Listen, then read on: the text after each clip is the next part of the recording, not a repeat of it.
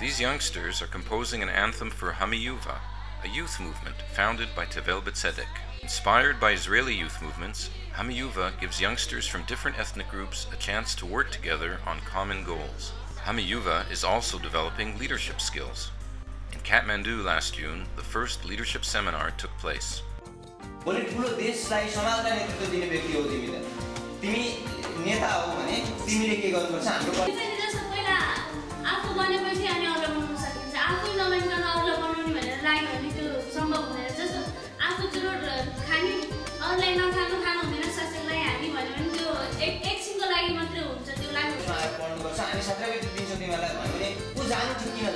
שכרגע הבית הזה מכיל קבוצת נערים כל כך חזקה, יש פה המון מוטיבציה לעשייה.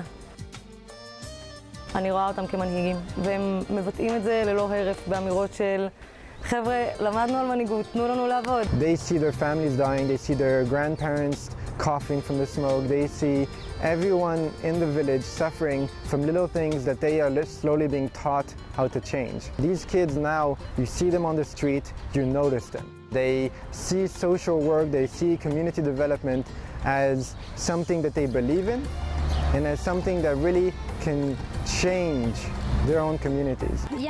यहाँ आएर चाहिँ आफूले जानेका कुराहरू चाहिँ वहाँ समाजलाई लएर सिकाउने र उनीहरूले जानेका कुराहरू आफूले सिक्ने र आफूले जानेका कुराहरूलाई नि उनीहरूलाई सिकाएर चाहिँ म यो समाजलाई चाहिँ परिवर्तन गर्छु भन्ने लागेको छ।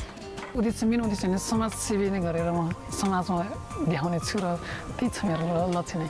एकदम विश्वास छ किनभने सेमिनारमा आउनुभन्दा अगाडि मैले 2-3 चोटि गाइडिङ गरिसकेको छु हैन, अनि त्यसै गर्दा मेरो केही मात्रामा डर हराएको छ, अनि त्यही भएर अब सक्छु भन्ने मलाई पूर्ण आशा छ म आफैमा।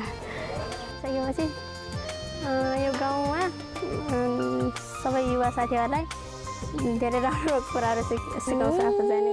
साराले गरौँ विकास युवा साराले।